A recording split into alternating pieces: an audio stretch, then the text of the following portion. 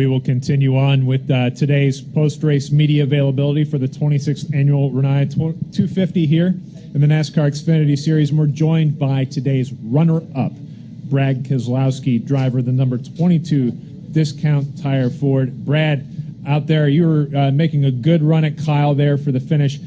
I know you didn't get the win, but you made an impressive move through lap traffic as you were chasing him down. I mean, walk us through that whole process as you were chasing Kyle down this final laps. Yeah, it was, part of the battle. That's how these races go. And in the Xfinity Series, you have a lot of diversity as far as speed in the cars out there, and that's not a bad thing. So when you catch those slower cars, it's always a game of cat and mouse, or sometimes it feels like chicken.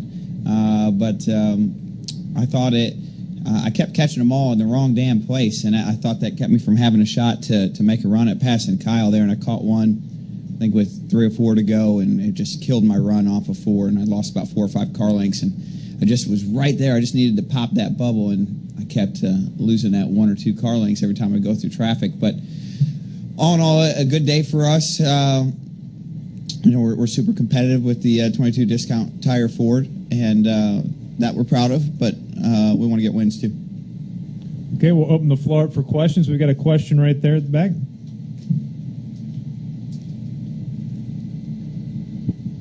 Brad, Pete McCall with AutoRacing1.com. We saw during the race a lot of the drivers restarting on the outside line were spinning their tires, having a hard time getting started. Is that going to be a concern going into tomorrow's race for you? Yeah, it'll be a big concern. It should be a huge hindrance tomorrow. But it's, everybody knows that going in. It's one of the major flaws in the whole double file restart thing is that there's not a lot of equality there in lane choice. So that, and hope it doesn't affect you at the wrong time. We'll go next to Jacob. Jacob Thielman, Performance Motorsports Network. Brad, I couldn't help, all day it seemed like, except for when the 41 just got up there and blew everybody's doors off for the beginning and the end of the race, it felt like the days of old in the Xfinity Series. You versus Kyle, 22 and 18. I know you guys have made so many strides over the back half of last year, and it seems like the start of this year, too. Do you feel like the Penske-Gibbs rivalry is coming back here, showcasing it now these first couple weeks? Yeah, I don't know if I look at it as rivalry. I just want to win. And we had a good shot at it today. We came up a bit short. Would like to have another crack at that one, but all in all, we're right there knocking on the door, and if you do that consistently, you win races. But I don't know. It's hard to say when you look at the Gibbs cars against the Penske cars. Gibbs obviously has 3 cars, 3 very well-funded cars, and I think they put a lot of energy and effort into this series for Kyle. And not that Penske doesn't, but we're not interested in that level. We're interested in developing people. We don't have our Cup pit crew out there today. We had our development pit crew and development people and teams. So there's 2 different theories behind the efforts, and it sets them apart. But that for those reasons, I'm proud of the days where we have like this, where we're equal to or better. Gentleman in the back. Hey, Brad, William Barber, Southern Race League, 94.9 The Bull. What's the biggest takeaway you're going to bring into from today to tomorrow's racing action? Just, sharpening the axe. Another race on the track, another chance to think about it and run everything in my head and procedures and all that. And nothing really I'm going to share technically.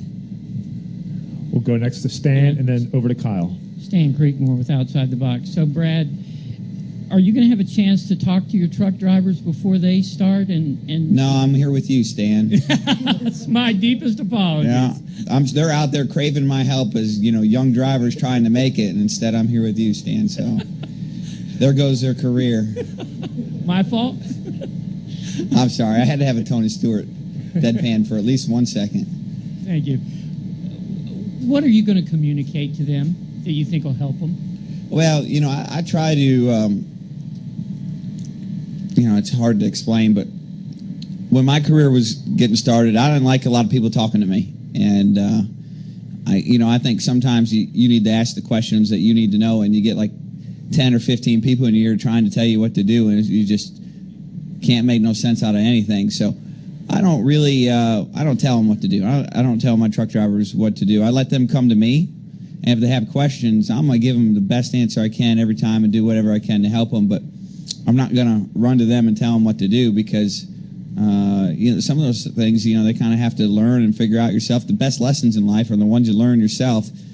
Unfortunately, sometimes you got to learn them the hard way, but those are the ones that stick.